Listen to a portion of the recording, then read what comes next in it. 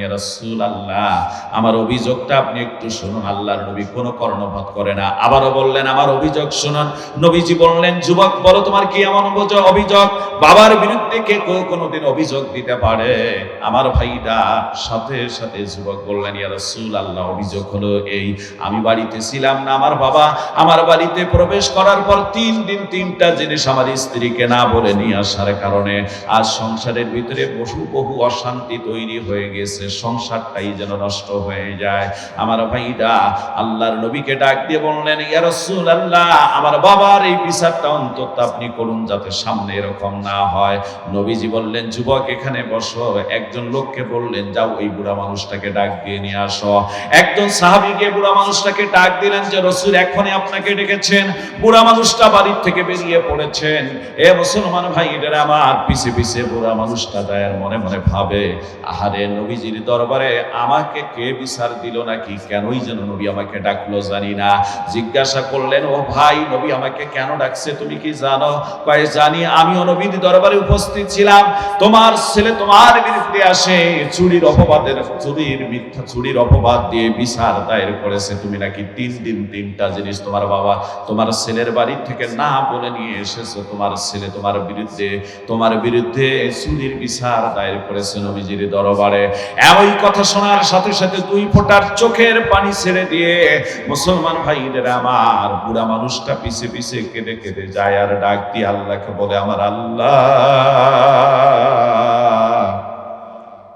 আল্লাহ, যে ছেলেকে কত কষ্ট করে বড় করলাম, যে ছেলেকে আল্লাহ রাতের বেলা ঘুমিয়ে পড়লে বাইরে থেকে কোনো মজা নিয়ে এসে ডাক দিয়ে তুলে সেই সন্তানের মুখে দিয়েছিলাম, কত সুন্দর করে মানুষ করলাম, বড় করলাম, বিয়ে শাদী দিলাম, পৃথক বাড়ি দিলাম, বাগান দিলাম, উট দিলাম, ভেড়া দুম্বা সবই দিলাম। সেই ছেলের বাড়ি থেকে ছোট্ট 3 দিন 3টা জিনিস আমার পছন্দ হলে নিয়ে আসার কারণে আজকে মানবতার মুক্তির দিশারি রহমাতুল লিল আলামিনের কাছে বিচার দায়ের করে, আল্লাহ গো, আমার আর বেঁচে থাকতে ইচ্ছা হচ্ছে না গো আল্লাহ। যদি জমিনটা ভাগ হয়ে যেত, আমি বুঝি ভিতরে ঢুকে যাইতাম, তবু বুঝি আমার সম্মানটা রক্ষা হয়ে যেত। কেঁদে কেঁদে নবীজির দরবারে যায়, চোখের পানি ছেড়ে দিয়ে যায়। আল্লাহর আরশে আজিমের দরবারে এই চোখের পানি মঞ্জুর হয়ে গিয়েছে। জোরে বলেন আল্লাহু আকবার। আমার আল্লাহ রব্বুল আলামিন ডাক দিয়ে জিবরিলকে বলেন, জিবরিল, দেরি করো না, জলদি করে চলে যাও আমার নবীর দরবারে, আমার বন্ধুর দরবারে গিয়ে এই বিচারের ফয়সালাটা তুমি একটু জানায় দাও। একটা বুড়া মানুষ কেঁদে কেঁদে নবীর দরবারে আসতেছে, তার সন্তান তার বিরুদ্ধে বিচার দায়ের করেছে। আহারে, তুমি বিচারের ফয়সালাটা জানিয়ে দাও। আমার নবীর কাছে যখন বুড়া মানুষটা আসবে, নবী যেন তার চোখের দিকে একটু তাকায় দেখে, চোখ কেঁদে কেঁদে লাল বানায় ফেলেছে। আল্লাহর হাবিবকে তুমি জানায় দিও।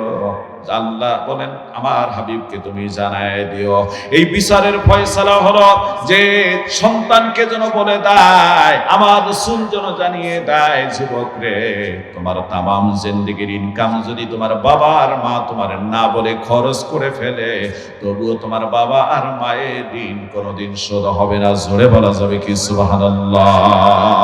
বুড়া মানুষটা আল্লাহর নবীর দরবারে উপস্থিত হয়ে গেলেন।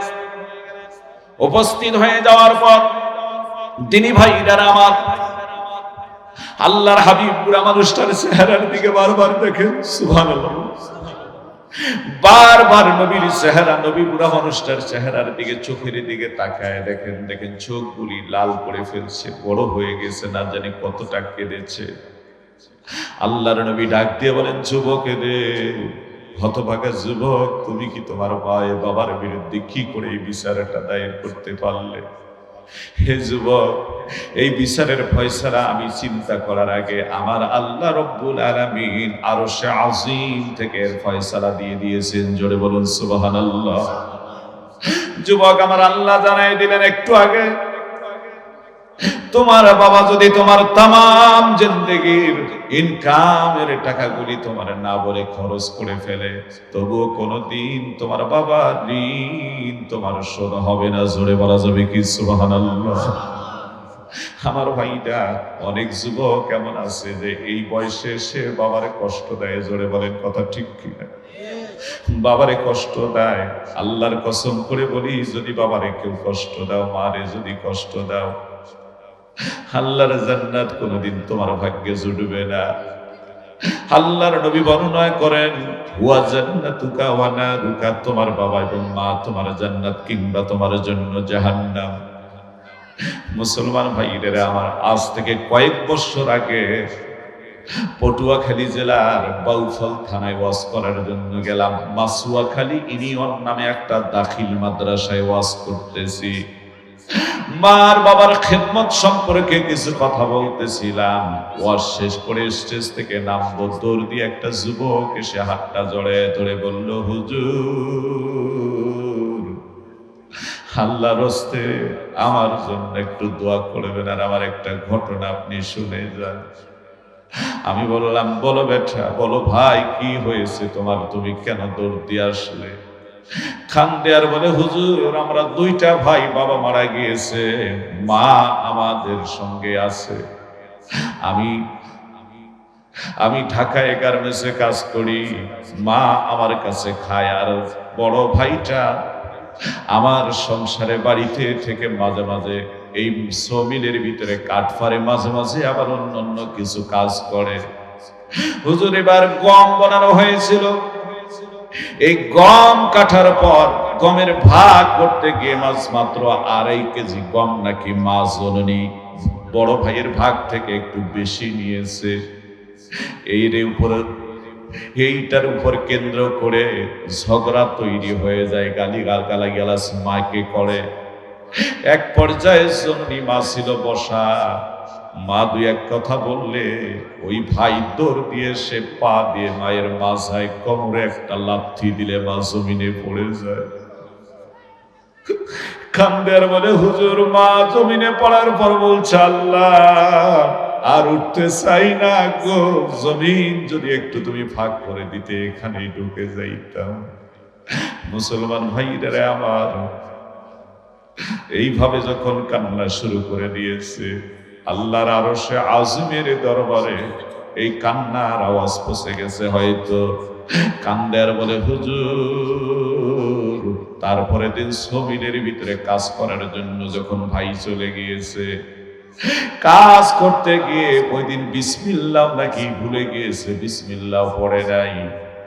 আর ওই মিলের মধ্যে কেমনে করে ডান পা ঢুকে গেলে, ওই করাতের ভিতরে ঢুকে গেলে এমনি করে তার পা কেটে ওখানেই পড়েছিল। জোরে বলা যাবে কি আল্লাহু আকবার? আমার ভাইটা, আল্লাহ রাব্বুল আলামিন কোরআনে কারীমের ভিতরে জানায় দেন, ওয়া ক্বাদা রাব্বুকা আল্লা তা'বুদু ইল্লা ইয়াহু ওয়া বিল ওয়ালিদাইনি ইহসানা। সূরা বলুন আল্লাহু আকবার।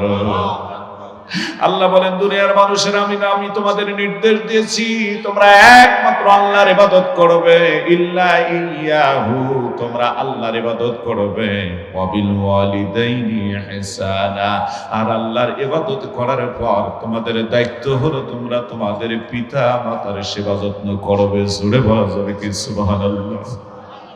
আজকে বাঙালি দাঁত থাকতে দাঁতের মর্ম বোঝে না, মা থাকতে মারে ছিল না, বাবা থাকতে বাবারে ছিল না।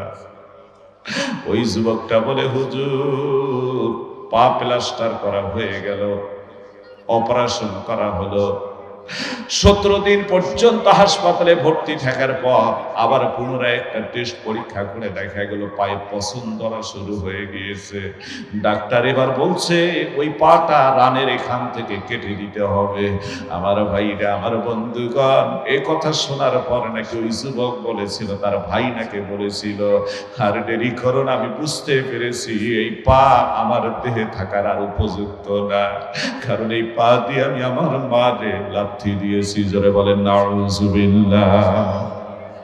এ মুসলমান ভাইরা আমার, এই জায়গায় অনেক মা পর্দার আড়ালে রয়েছেন যারা মা নাই, অনেক বাবা রয়েছেন, এখানে অনেক ভাইজান রয়েছেন, যুবক তরুণেরা রয়েছেন যারা বাবা নাই। মা বাবা যার নাই সে জানে মা বাবা কত বড় আপন জিনিস। মা বাবা কত বড় আপন জন, মায়ের মতো আপন, বাবার মতো আপন এই পৃথিবীর জমিনে কেউ হয় না। এই জন্য মাঝে মাঝে আমি বলে থাকি, বাবা তুমি কেমন আছো ছোট্ট মাটির ঘরে, তোমার কথা হৃদয় মাঝে পড়ছে বারে বারে।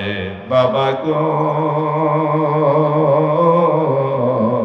বাবা, বাবা গো বাবা, কত আদর কত স্নেহ তোমার কাছে পেলাম, সব কিছু হারিয়ে আজকে নিঃস্ব হয়ে গেলাম। ভালোবাসি তোমায় বাবা, বুকটা যে যায় ছিঁড়ে, তোমার কথা হৃদয় মাঝে পড়ছে বারে বারে। বাবা গো বাবা, বাবা গো বাবা, তোমার মতো আপন কেহ পাই না তোমার খুঁজে, তাই তো আজ দিবানিশি অশ্রুতে যাই ভিজে।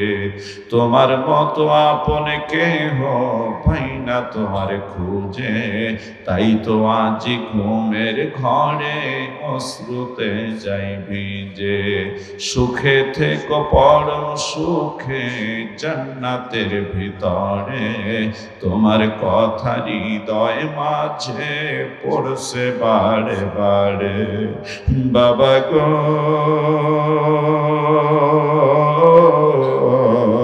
বাবা,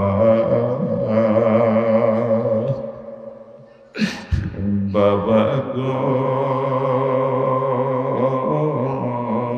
বাবা। এ যুবক তরুণেরা তাকিয়ে দেখো, বহু মানুষ মার বাবার জন্য কাঁদতেছে। যার মা নাই বাবা নাই সে জানে তার মনের অবস্থা, কিন্তু তোদের অনেকের চোখের মধ্যে পানি নাই। আল্লাহর নবী বলেন, সন্তান যত দুনিয়ায় নেক কাজ করবে, নেক কাজ করার দেরি আমার আল্লাহ রাব্বুল আলামিন বাবা মায়ের কবরের মধ্যে সব পৌঁছাতে দেরি করবে না। জোরে বলা যাবে কি সুবহানাল্লাহ। আমার নবী ছিলেন এতিম, নবী আমার এতিমদেরকে ভালোবাসতেন। আমার নবী ছিলেন এতিম, এতিমের সঙ্গে কেমন ব্যবহার করতে হবে আল্লাহ কোরআনে শিখিয়ে দিলেন। আল্লাহ বলেন, ফাআম্মাল ইয়াতীমা ফালা তাকহার, নবী গো আপনি এতিমদের সঙ্গে কঠোরতা গ্রহণ করবেন না। ওয়া আম্মাস সাইলা ফালা তানহার, আর আপনি কখনো ভিক্ষুকদেরকে তিরস্কার করবেন না, তাড়িয়ে দিবেন না। আল্লাহ সূরা মাউনের 1 আয়াতের ভিতরে জানায় দেন, আল্লাহ বলেন, আওয়াইতাল্লাযী ইউকাযযিবু বিদ্দীন, হে রাসূল আপনি কি সেই সব মিথ্যুকদেরকে দেখেছেন যারা পরকালের বিষয় পরকাল সম্পর্কে মিথ্যাচার করে বেলায়। ফাযালিকাল্লাযী ইয়াতুল ইয়াতীম, এ তো সেই ব্যক্তি, এরা তো তারা যারা ইয়াতীমদেরকে ধাক্কা দিয়ে তাড়িয়ে দেয়। আমার ভাইরা, আমার রাসূল বর্ণনা করেছেন, এই পৃথিবীর জমিনে যারা ইয়াতীমদেরকে ভালোবাসলো, ইয়াতীমদেরকে মহব্বত করলো, পড়াশোনার খরচ দিল, তাদের পোশাকাদি দিল, তাদের আদর যত্ন করে বড় করলো, আল্লাহর হাবিব বলেন কিয়ামতের ময়দানে নবীজির সঙ্গে হাসর হবে সেই ব্যক্তির দুইটা আঙ্গুল যেমন পাশাপাশি, এমন পাশাপাশি নবীর সঙ্গে হাসর হবে। জোরে বলা যাবে কি সুবহানাল্লাহ। আমার ভাইরা, আমরা যদি লক্ষ্য করি, এমন মাদ্রাসাগুলির ভিতরে ইয়াতীম খুঁজে পাওয়া যায় বেশি। জোরে বলেন কথা ঠিক কি না? আমার ভাইরা, বহু ইয়াতীম খুঁজে পাওয়া যায়। পরিশেষে বলতে চাই, নবীজি আমার ছিলেন ইয়াতীম। 4 বছর জন্মের আগে বাবার হারিয়েছেন, 4 বছর 2 মাস 10 দিন বয়সে মাকে হারিয়েছেন, 8 বছর 2 মাস 10 দিন মতান্তরে 10 বছর 2 মাস 10 দিন বয়সে দাদাকে হারিয়েছেন। মা মারা যাওয়ার পর দাদা বেঁচে থাকাকালীন অবস্থায়, দাদা মারা যাওয়ার পূর্ব মুহূর্তে নবী একদিন পাহাড়ের গুহার মধ্যে গিয়ে আমার নবী মা মা বলে কান্না শুরু করে দিয়েছেন। জোরে বলা যাবে কি সুবহানাল্লাহ। নবী আমার মা মা বলে কান্দে। হে যুবক তরুণেরা, বাবাজিরা, হে ইয়াতিম নবীর মহব্বতে 2 ফোঁটা চোখের পানি ফেলা যায় কিনা? নবী আমার মা মা বলে কান্না শুরু করে দিয়েছেন। সময় দীর্ঘ অতিবাহিত হয়ে যায়, সন্ধ্যা ঘনিয়ে আসতেছে, সেদিকে তার খেয়াল নাই। নবী আমার মা মা বলে কান্না শুরু করে দিয়েছেন। আবু জাহেল বেটা পাহাড়ের গুহার পাশ দিয়ে যায়, দেখে পাহাড়ের গুহায় যেন কে কান্দে। ডাক দিয়ে কাছাকাছি গিয়ে দেখেন মোহাম্মদ ছোট্ট শিশু মা মা বলে একবার কান্দে, একবার বাবা বাবা বলে কান্দে। বাবা যার নাই সে জানে বাবার ব্যথা কি। হযরত হাজেরাকে যখন বনবাস দিয়ে আসা হলো মক্কায়, রেখে আসা হলো মক্কায় সাফা মারওয়া পাহাড়ের নিকটতম বাইতুল্লাহর কাছে, দীর্ঘদিন চলে যায়। হযরতে হাজেরাকে রেখে আসার সময় হযরতে ইসমাইল ছোট্ট কোলের শিশু, 1 বছর বয়স হয় নেই, মায়ের কোলে রেখে দিয়ে চলে এসেছিলেন। হাজেরা বললেন, আপনি যে আমাদের রেখে যাচ্ছেন কারো চাপে পড়ে না, আল্লাহর নির্দেশে। তিনি বললেন, আমি নবী হয়ে নিজের ব্যক্তিগতভাবে কোনো এমন কাজ করতে পারি না। বুঝতে পারলেন যে এটা আল্লাহর ইচ্ছা। বললেন, স্বামী চলে যাচ্ছ, একটা কথা বলো, এখান থেকে চতুর্দিকে বাড়ি ঘর দুয়ার কতটুকু? বললেন, 40 মাইলের নিকটে কোনো বাড়ি ঘর দুয়ার নাই। হযরত হাজেরা বললেন, স্বামী, সামান্য খেজুর আর পানি কয়েকদিন পর শেষ হয়ে যেতে যাবে, এই কোলের সন্তান নিয়ে থাকবো, হয়তো বা মরে যাব। যদি সুযোগ হয় এসে আমাদের লাশ 2টা নিজ হাতে একটু দাফনের ব্যবস্থা করে দিও। স্বামী চলে যায়, কোলের শিশুকে নিয়ে আল্লাহর বান্দি, অনগত বান্দি চোখের পানি ছেড়ে দিয়ে দিয়ে দেখেন, জোরে বলা যাবে কি সুবহানাল্লাহ। আমার ভাইরা, খাদ্য পানিগুলি শেষ হয়ে গেল। আপনারা অনেক আলোচনা শুনেছেন, আমি এটা বলতে চাই না। সাফা মারওয়া পাহাড়ে দৌড়ালেন, আর নিরাশ হলেন না, কোথাও পানি পাচ্ছেন না। আল্লাহ বলেন, জিবরিল যাও, আমার ইসমাইল যেখানে পা লড়াচ্ছে, কাঁদতেছে, পায়ের পিছনের দিকে পিঠ আঙ্গুলিটা ডাবায়া দাও। আমার আল্লাহর কুদরতি কারিশমা শুরু হবে তখন। আঙ্গুলটা ডাবায় দিলে আল্লাহ রব্বুল আলামিন পানির ফোয়ারা জারি করে দিলেন। এ হযরত হাজেরা চলে এসে দেখেন পানির ফোয়ারা শুরু হয়ে গেছে। তিনি চতুর্দিকে বালি আর মাটির কড়াগুলি দিয়ে আইল বেঁধে দিলেন আর বলতেছিলেন, জমজম। আমার আল্লাহ বলেন, নামটা আমার পছন্দ হয়েছে, এর নাম রেখে দিলাম জমজম। খুব জোরে বলা যাবে কি সুবহানাল্লাহ। মুসলমান ভাইদের আমার অনেক কথা ছিল, স্বল্প সময় ওদিকে যাওয়া যাবে না। যে কথাটা বোঝাতে চাই, হযরতে হাজেরা খাদ্য নাই করে ওই পানি খেয়ে আল্লাহ রহমতে থাকেন। আর থাকতে থাকতে হঠাৎ করে তিনি দেখেন এই পানি খেয়ে তার দীপ্তি জীবন চলে যাচ্ছে, কোনো অসুবিধা হচ্ছে না। মক্কা থেকে সিরিয়ায় ব্যবসা করার জন্য আমার ভাইরা 372 জনের একটা বণিক দল ওই দিক দিয়ে যায়। হঠাৎ করে দেখেন পাখি উড়ে আসে। আহারে, পাখি যেখানে উড়ায়, আমরা এত বছর থেকে 50 বছর থেকে ব্যবসা করি, কোনোদিন পাখি উড়াতে দেখি না। যে জায়গায় পাখি উড়ায় ওই জায়গায় পানি থাকে, কথা কয় না, পানি খায় পাখিরা। ওই বণিক দলেরা ওই জায়গা পর্যন্ত আসলেন। আসার পরে দেখেন একজন মা সন্তানকে কোলের মধ্যে নিয়ে আসে। হযরতে হাজেরাকে দেখে তারা ভয় পেয়ে গেল, এই জায়গায় তো মানুষ থাকার কোনো কথা না। ডাক দিয়ে বললেন, কে আপনি? জিন না মানুষ না? কে? বললেন, আল্লাহর বান্দারা ভয় পেও না, আমার কোলের মধ্যে যে সন্তান, এটা হলো নবী ইব্রাহিমের পবিত্র সন্তান। জোরে বলা যাবে কি সুবহানাল্লাহ। আমি এই সন্তানের মা। বুঝতে আর বাকি হলো না, ওরা কাছে আসলেন, ডাক দিয়ে বললেন, মা, এই জায়গায় পানি দেখতেছি, এই জায়গায় 50 বছর থেকে রাস্তা দিয়ে ব্যবসা করি, আমরা কোনোদিন পানি আমরা দেখি নাই। তো যা হোক, আমরা যদি অনুমতি দিতেন এই পানি পান করতাম, আর আমরা আমাদের মস্কের মধ্যে নিয়ে, আমাদের পাত্রের মধ্যে নিয়ে আমরা ব্যবসার জন্য চলে যাইতাম। কিন্তু আমরা এতগুলি মানুষ যদি পানি পান করি, হতে পারে আপনার এই পানিগুলি শেষ হয়ে যাবে, তখন আপনি কেমনে চলবেন? হাজেরা ডাক দিয়ে বলেন, বণিক দলের লোকেরা শুনে নাও, এই পানি তোমরা 372 জন লোক কেন, গোটা পৃথিবীর মানুষ যদি পেট ভরে এই পানি পান করে, তবু এই পানির 1 চুল পরিমাণ কোনো কমতি হবে না। জোরে বলা যাবে কি সুবহানাল্লাহ। তার বিশ্বাস এসে গিয়েছে এটা আল্লাহর কারিশমা। মুসলমান ভাইদের আমার বেশ তখন তারা চিহ্ন আঁকে দিয়ে রেখা এঁকে দিয়ে 372 জন লোক পেট ভরে পানি পান করলো, এক চুল পরিমাণ পানির কমতি হলো না। এরপর আমার ভাইরা এরপর ওরা মাসকে ভরায় নিল, এরপর পানির কমতি হলো না, ওদের মনটা ভরে গেল। হযরতে হাজরাকে বললেন, আর আমরা ব্যবসায় যেতে চাই না মা, আপনি যদি অনুমতি দেন এখানেই একটা আমরা ব্যবসায়িক এলাকা গড়ে তুলব, আমরা আপনার জন্য একটা ঘর নির্মাণ করে দেই, আর আপনি অনুমতি দিলেই পানি মক্কায় আমরা বহু দূরে গিয়ে আমরা যেখানে বাড়ি ঘরে সেখানে সাপ্লাই দেব, আর পাশাপাশি এই পানি দিয়ে আমরা বাগান করব, অল্প দিনে মক্কার পরিবর্তন প্রেক্ষাপট শেষ করে দেব। জোরে বলা যাবে কি সুবহানাল্লাহ। হযরতে হাজরা অনুমতি দিয়ে দিলেন, বাস শুরু হয়ে গেল কার্যক্রম। সংক্ষেপ যে কথাটা, দীর্ঘ সময়ের প্রায় 10-12 বছর কিংবা 9টা বছর অতিবাহিত হয়ে গেল।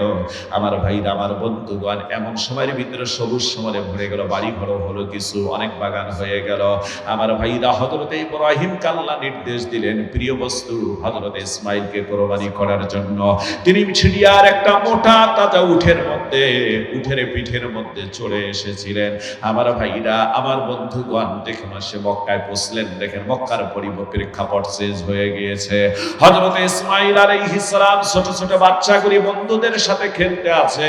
সব বাচ্চাগুলি এত বড় উট দেখার পরে ঘিরে ফেলেছে উটটা দেখার জন্য, কিন্তু ওই ছোট্ট ইসমাইল উটের দিকে একবারও তাকায় না। বৃদ্ধ লোকটা, দাড়ি পাখা সাদা, এই লোকটার কপালের দিকে ইয়তীমের মতো করে তাকিয়ে তাকিয়ে দেখেন। জোরে বলুন সুবহানাল্লাহ। ইয়তীমের মতো করে তাকিয়ে দেখেন বারবার। সব সন্তানগুলি উট দেখার পর যার যার মতো খেলায় চলে গেল। হযরতে ইসমাইল দাঁড়িয়ে আছেন আর সরতেছে না কেন যেন বুড়া লোকটার সঙ্গে তার আত্মার একটা মিল হয়ে গিয়েছে। জোরে বলা যাবে কি সুবহানাল্লাহ। উটকে হযরতে ইব্রাহিম তাড়ানোর চেষ্টা করলেন, ওই বাড়ি ঘরের দিকে যাবেন, উট সামনে আগায় না, চাবুক মারেন আগায় না। আল্লাহ জিবরিলকে পাঠায় দিয়ে জানাই দিলেন, জিবরিল যাও আমার হাবিবকে বলে দাও, আমার খলিলকে বলে দাও, তার উটের সামনে যে সন্তানটা দাঁড়িয়ে আছে এটার অন্য কেউ না, এটা তার এই কলিজার টুকরো হযরতে ইসমাইল, যাদেরকে এত বছর আগে রেখে গিয়েছিল, যাকে কোরবানি দেওয়ার জন্য সে চলে এসেছে। যতক্ষণ পর্যন্ত উঠের পিঠ থেকে নেমে টান দিয়ে কোলে তুলে নিয়ে একটু আদর দিবে না, ততক্ষণ পর্যন্ত আমার উটকে মারতে মারতে মেরে ফেললো। উট এক পা সামনে বাড়াবে না। জোরে বলা যাবে কি সুবহানাল্লাহ। আমার ভাইরা, নবী ইব্রাহিম লাফ দিয়ে উটের পিঠ থেকে নামলেন, ছোট্ট সন্তান হযরতে ইসমাইলকে মুখে জড়ায় দিলেন, চুমু খায় আদর দেয়। ইসমাইল যেন প্রশান্তি খুঁজে পেয়ে গেল। বুঝাতে চাইলাম, এটা যার বাবা নাই সে জানে মনের খবর কি, যার মা নাই সে জানে মনের খবর কি। আমার ভাইরা, 1988 সালের বন্যায় যখন হয়, আমার একটা বোনের জন্ম হয়, নাম হলো শামসুন নাহার। 1 বছর বয়স হলো না, মা জননী 89 সালে মারা গেল। আমার ভাইরা, ছোট্ট আমার 2টা ভাই আর ওই বোনটা মা বাবার কথা বলতে পারে না। বাবা করত সরকারি চাকরি, সন্তানদের কষ্ট হবে এতজনে বিয়ে শাদীর প্রস্তাব দিয়েছিল, বিবাহ করেননি। 94 সালের আগস্ট মাসের 28 তারিখে বাবা চাকরিরত অবস্থায় দুনিয়ার থেকে বিদায় হয়ে যায়। রিটার্নের টাকা আমি গুনাহগার উঠানোর পর সুন্দর করে সমভাবে বন্টন, সবার নামে জমাজমি সবকিছু করা হয়েছে। তখন চিন্তা করলাম, এর স্কুল পড়ে লাভ কি হবে? যে স্কুল পড়তে গিয়ে বাবা মার জন্য হাত উঠে দোয়া করতে পারবো না। আমি গুনাহগার বাড়ির থেকে পালিয়ে গিয়েছিলাম মাদ্রাসায়। 1 বছরের কাছাকাছি আমার খবর রাখা হয় নাই যে তাকে বাড়িতে ফিরাতে হবে, সংসার চলবে কেমনি। আমিও নাসরবান্দা ফিরে আসি নাই। আমার আল্লাহ আমার বহু রাস্তা খুলে দিয়েছিল। যখন ফিরাতে পারলো না, তখন বললো এই পাগলারে আর ফিরা যাবে না, ও ওই লাইনেই পড়ুক, ওই লাইনে আল্লাহ আমাকে এই পর্যন্ত নিয়ে এসেছে। আমি যে কথাটা বলতে চাই বাজান রে, যখন থেকে মাদ্রাসা থেকে 1 বছর পর বাড়ির সাথে সম্পর্ক তৈরি হয়ে গেল, তখন মাদ্রাসা 2 মাস পর পর ছুটি হয়ে যাইত। 4 দিনের ছুটি। এই 2 মাস পর পর 350 ছাত্র ছিলাম আমরা, তার ভিতরে 32 জন ছিলাম এতিম ছাত্র। এই এতিমগুলি একজন আরেকজনের জড়ায় নাই, কিংবা এক বন্ধু আরেক বন্ধুরে জড়ায় নে কান্দের, বলে ভাই তোরা বাড়িতে যাবি রে, মা আছে, মায়ের কোলে মাথাটা রেখে ঘুমাবি, মায়ের আদর ভালোবাসা পাবি, বাবা তোমাদের আদর করবে, ভালোবাসবে, কিন্তু আমাদের তো মা নেই, আমাদের বাড়িতে যাওয়া আর না যাওয়াই তো সমান। অনেক এতিম ঈদের সময় আমার ভাইরা কোরবানি ঈদে বাড়িতে যেত না, হুজুরদেরকে বলতো আমরা লিল্লা বোর্ডিং এ খাই হুজুর, আমরা মাদ্রাসার চামড়া কালেকশন করব, কাজের ভিতরে থাকবো, আমাদের বাড়ি যাওয়া না যাওয়া তো উভয় সমান। হে যুবক ভাইরা, বাবাজিরা, তরুণেরা, ইয়াতীমদেরকে ভালোবাসবা কারা কারা পারবা? আল্লাহু আকবার বলে একটু হাত উঠাও।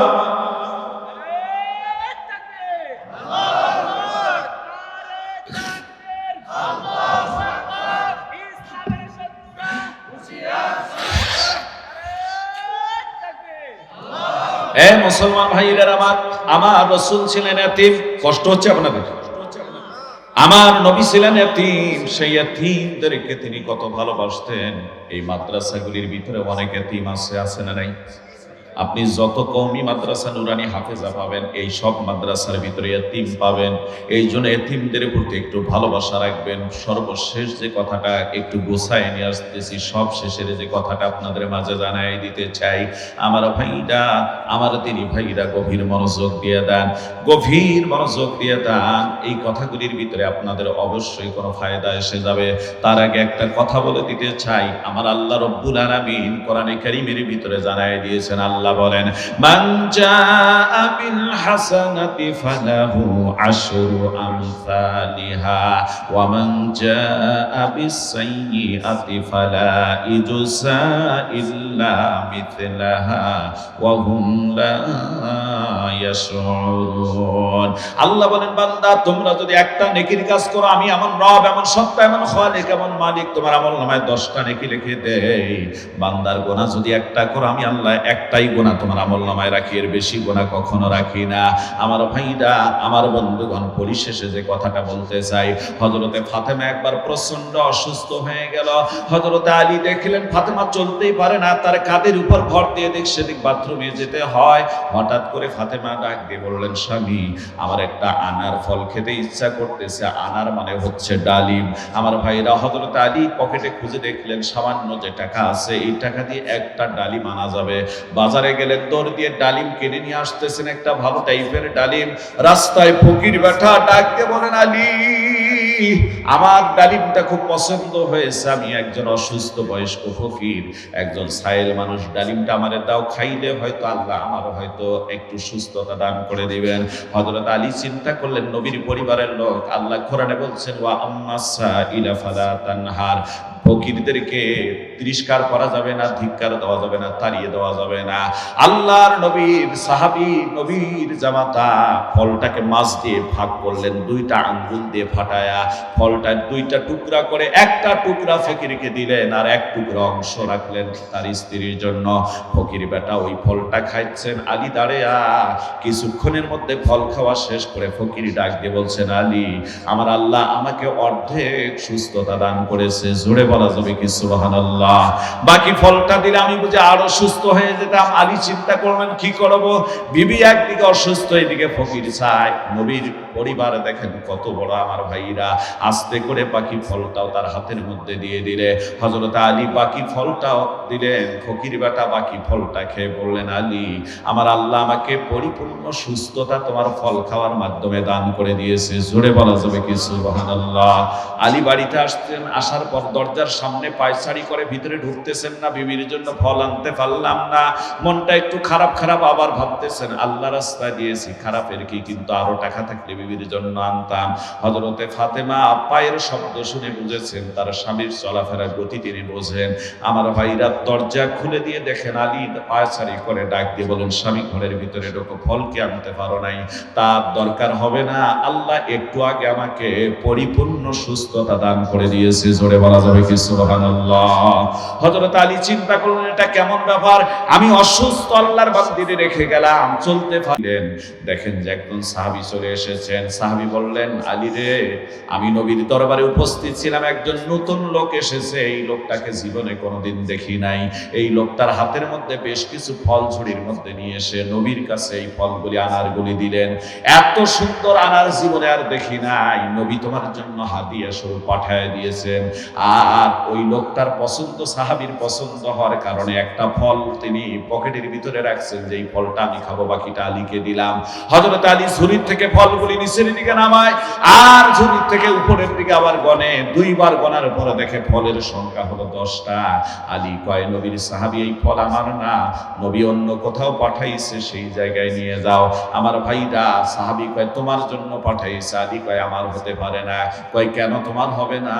হযরত আলী কয় আমার ফল হলে ফল থাকবে 10টা, জোরে বলা যাবে কি সুবহানাল্লাহ। আমার জন্য আসলে বরাদ্দ হলে ফল আসবে 10টা, জোরে কন্না আল্লাহু আকবার। নবীর সাহাবী চোখের পানি ছেড়ে দিয়ে কান্দে, হারে ফল যে 10টা আলী কেমনে জানলো? আমার ভাইরা, তার কৌতূহল আরো জেগে গেল। ডাক দিয়ে বলেন, আলী কেমনে তুমি জানলে ফল 10টা? এটা মানুষ উপহার দিয়েছে, উপঢৌকন দিয়েছে, এগুলি মানুষ দিয়েছে, তা তো বেশিও হতে পারে, কমও হতে পারে। আলী ডাক দিয়ে বলে, শোনো আল্লাহর নবীর সাহাবী, তুমি কি কোরআন পড়ো নাই? আল্লাহ কোরআনে বলছেন, মান জাআ বিল হাসানাতি ফালাহু আশরু আমসালিহা। বান্দা যদি একটা নেকির কাজ করে, আল্লাহ 10টা নেকি তার আমলনামায় দিয়ে দেয়। বান্দা যদি 1 টাকা দান করে, 10 টাকা তার আমলনামায় সব দেওয়া হয়। কমপক্ষে উপরে 70 টাকা, তার উপরে 700 টাকা, তার উপরে আল্লাহু ইউদাইফু লিমান ইয়াশা। আল্লাহ যত খুশি তত দিয়ে দেন, বেগাইরি হিসাব। এই অঙ্ক করার মতো সংখ্যা কেউ আবিষ্কার করতে পারে না, জোরে বলেন সুবহানাল্লাহ। এত দিতে পারেন আল্লাহ 1 টাকার বিনিময়ে। আলী ডাক দিয়ে বলেন, শোনো, আমি একটা ফল আল্লাহ রাস্তায় দান করে দিয়েছি। ফাতেমা যেটা খেতে চেয়েছিল, আল্লাহর রহমতে এসে দেখে আমার বিবিও সুস্থ, ফকির বেটাও বলেছিল সুস্থ। যেহেতু ফলের বদৌলতে আল্লাহ যদি আমার ফল পাঠায় দিয়ে থাকেন দুনিয়ায়, তাহলে এই ফল দান করেছি, একটা ফল পাবো আমি 10টা, জোরে বলা যাবে কি সুবহানাল্লাহ। পকেট থেকে ফলটা বের করে নিয়ে হযরতে আলীর কাছে দিয়ে সাহাবী, নবীর সাহাবী বলেন, ভাই ফল ঠিকই নবীজি 10টা তোমার জন্য পাঠিয়ে দিয়েছিল, আমার বড় ভালো লেগেছে, একটা ফল রেখে দিয়েছিলাম, এই ফলটা হয়তো রাস্তায় যাওয়ার সময় আমি খেতাম, কিংবা বাড়িতে গিয়ে বিবি সহ খাইতাম। আলী কয়, একটা কেন 2-4টা লাগলো, তুমি নিতে পারো, আমার আফসোস নাই। আমার আল্লাহর সঙ্গে আমার হিসাব ঠিক আছে কিনা এটাই জানার জন্য আমি জিজ্ঞাসা করেছি, জোরে বলা যাবে কি সুবহানাল্লাহ। দিনী ভাইরা আমার, খুব গভীর মনোযোগ দিয়ে দেন, তাহলে আল্লাহর পথে ব্যয় করলে একে আল্লাহ 10 দিয়ে দেয়। আর কথা বাড়াচ্ছি না, সর্বশেষ যে কথাটা বলে আর 2 ফোঁটা চোখের পানি ফেলায় দেব।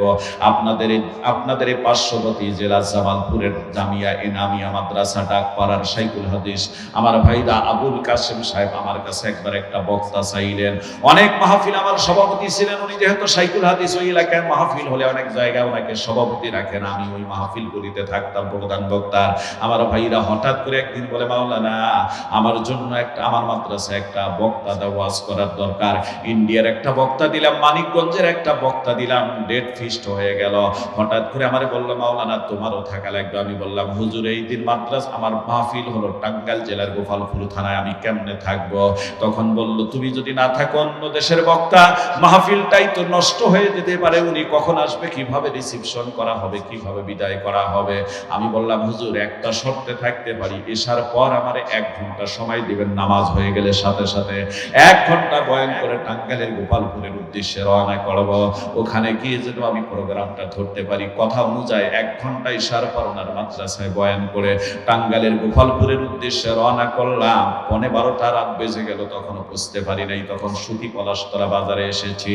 সর্বশেষ ফোন, হুজুর লোকজন চলে যাচ্ছে, 12:15 বাজে, প্রধান বক্তা এখনো নাই, আমাদের মাহফিলটাই তো শেষ হয়ে যায়। আমি বললাম, সুতি পলাশতলা বাজারে এসেছি, আর কত দূর আমি জানি না। ডাক দিয়ে বলে, হুজুর সামনে আসলে আপনি আওয়াজ পাবেন, আর মাত্র 2 2-3 মিনিট আসলে আপনি জোরে টান দিয়ে চলে আসুন, এই রাস্তার সঙ্গে ডানে বামে যাবেন না, রাস্তার সঙ্গে মাহফিল। আমি গুনাহগার ড্রাইভারকে বললাম, এখন তো কুয়াশা দেখা মানে লাইট আছে, এখন পৌরসভার ভিতরে জোরে টান দিয়ে যাও। খুব জোরে গাড়িটা টান দিয়ে রাস্তায় গাড়িটা রেখে সরাসরি স্টেজের মধ্যে গিয়ে উঠলাম। মেয়র সাহেব প্রধান অতিথি সেখানে বক্তব্য দিচ্ছেন।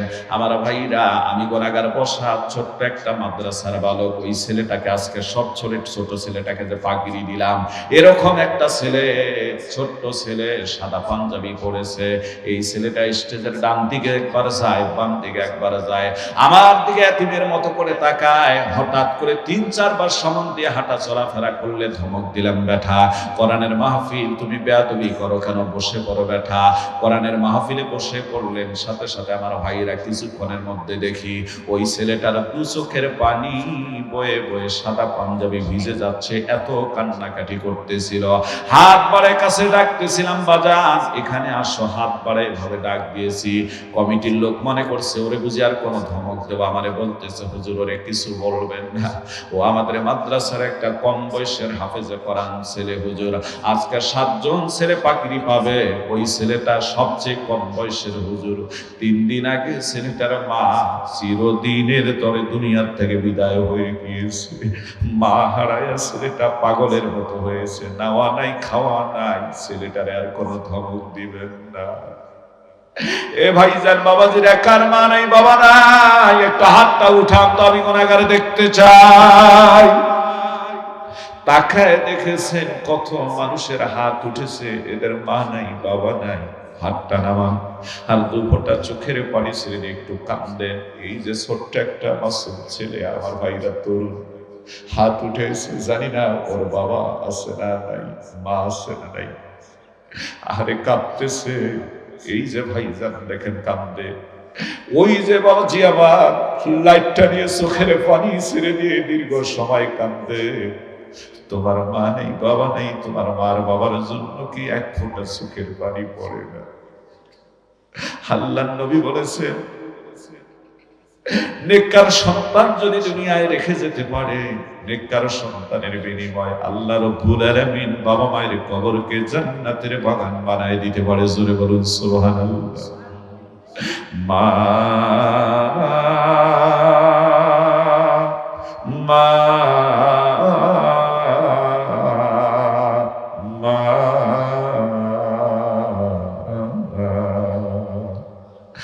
আজ কেন আমায় সোহাগ মাখা ডাক ডাকো না, মায়ার আঁচল দিয়ে কেন একবার আমায় জড়াও না, আজ কেন আমায় আদর মাখা ডাক ডাকো না।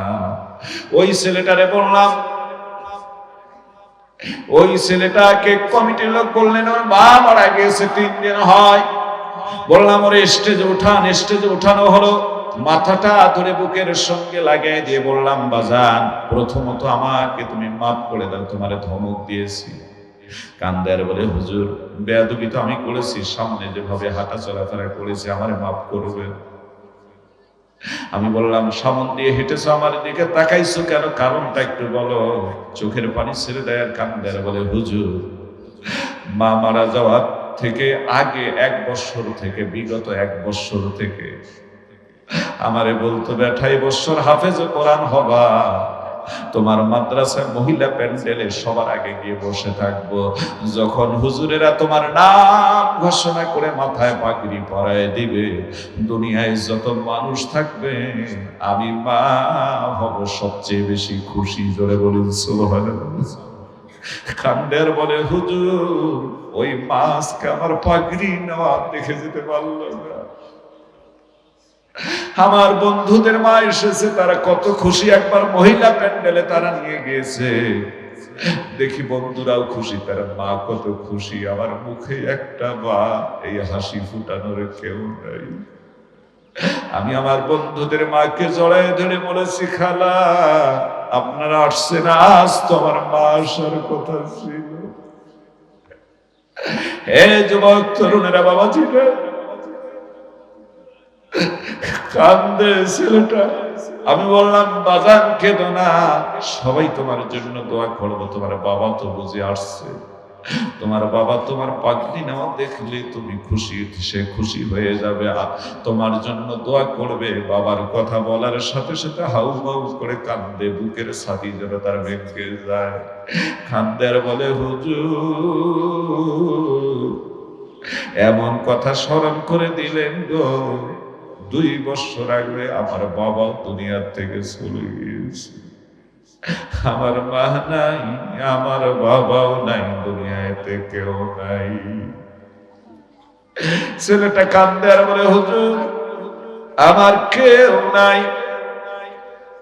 পাগড়ি দেখার মতো কেউ নাই। বড় মায়া লেগে গেল ছেলেটার উপর, হাত বোলালাম, বললাম বাজান কেঁদো না, আল্লাহ তোমার মহাক্কিক মুতাব্বাইহিক আলেম যেন বানায় দেয়, বড় বক্তা তোমার জন্য বানায় দেয়। তোমার ডান দিকে নিয়ে বসে আমি আজকে ওয়াজ করবো পুরাটা। ছেলেটা স্টেজ থেকে আমারে বললো হুজুর মাদ্রাসা রুমে থেকে যাব আসবো। মাদ্রাসা রুমে ছেলেটা চলে যাওয়ার পর আসলো, আসার পর টেবিলের উপর 2 টাকা 5 টাকা 10 টাকা 20 টাকার নোট দিয়ে সুতা দিয়ে বান্ডিল বেঁধে 2টা বান্ডিল সামনে নিয়ে এসে রেখে টেবিলের মধ্যে ছেড়ে দিয়ে কান্দে আর বলে হুজুর আমার মা নাই, মায়ের মাথার ঘাম পায়ে ফেলানো পবিত্র, মাথার ঘাম পায়ে ফেলানো অর্জন করাই টাকা কয়টা আছে হুজুর? মা আমার অন্যের বাড়িতে কাজ করতো, ঝেরির কাজ করতো, রান্না বান্নার কাজ করতো, থালা বাসন ধুতো, শীত বিদ গোবর ফেলতো কত বাড়িতে আমার মানুষ করার জন্য হুজুর। আমার জন্য যে পকেট খরচের টাকাটা পাঠিয়ে দিত, এই টাকাগুলি আমি চিন্তা করতাম আমার পাগড়ি নেওয়ার সময় যখন অনেক টাকা লাগবে, বছর শেষে কোথায় দিতে পারবে মা আমার এত টাকা। বন্ধুরা সব স্টাফদেরকে পাগড়ি টুপি পাঞ্জাবি দেওয়ার কথা আগে থেকে বলতেছে, মাদ্রাসায় ঘড়ি কিনে দিবে কথা বলে আসতেছে, আমি এত টাকা কই পাবো, মা এত টাকা কোথায় পাবে? এই জন্য নিজে নাস্তা না করে, কাপড় চোপড়ের লন্ডি আয়রন না করে, হুজুর তেল সাবান ঠিক মতো না কিনে, মা যে টাকা আমার জন্য পাঠাতো তা সংগ্রহ করে করে বাসায় বাসায় 1000 টাকা করেছি হুজুর। আর জননী মা নাই, মদিনাওয়ালা বলেছেন সন্তান যদি দুনিয়ায় নেক কাজ করে, নেক কাজের বিনিময় আল্লাহ রাব্বুল আলামিন বাবা মায়ের কবরে সব পৌঁছায় দিয়ে কবরকে জান্নাতের বাগান বানায় দিতে পারে। হুজুর আমার মায়ের নামে 500 আর বাবার নামে 500 টাকা সবার আগে যখন মাদ্রাসার কালেকশন করবেন, আপনি আমার মার বাবার নামে দিয়ে দিবেন। জোরে বলা যাবে কি সুবহানাল্লাহ? এই যুবক ভাইরা বাবাজিরা, ছোট্ট একটা মানুষ মার বাবার জন্য কত পাগল। নিজের পকেট থেকে 1000 টাকার একটা নোট বের করে ওর পকেটে ঢুকায় দিয়ে বললাম বাজান আল্লাহর রাস্তে এই টাকাটা তুমি রেখে দিও, আমি গুনাহগার তোমারে দিলাম, তোমার টাকাটা তোমার মা বাবার জন্য সবার আগে দান করে দেব।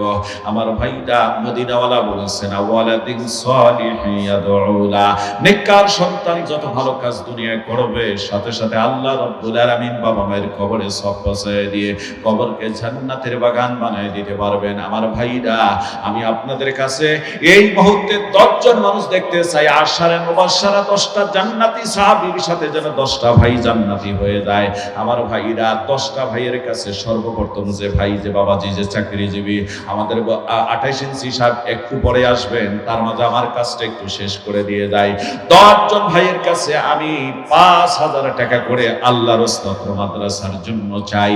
আমার ভাইরা সর্বপ্রথম যে ভাইজান বলবেন আমি 5000 টাকা দিয়ে দেব, সবাই মিলে দান করে যত নেকি হবে আল্লাহ ওনার আমলনামায় ডবল সব দিবেন। একটা দান করা সব আর একটা প্রথম হওয়ার সব। আল্লাহর কোন বান্দা আছেন মা নাই বাবা নাই, তার রুহের মাগফিরাতের জন্য, দাদা দাদির জন্য, বালা মুসিবতের জন্য 5000 টাকা আল্লাহর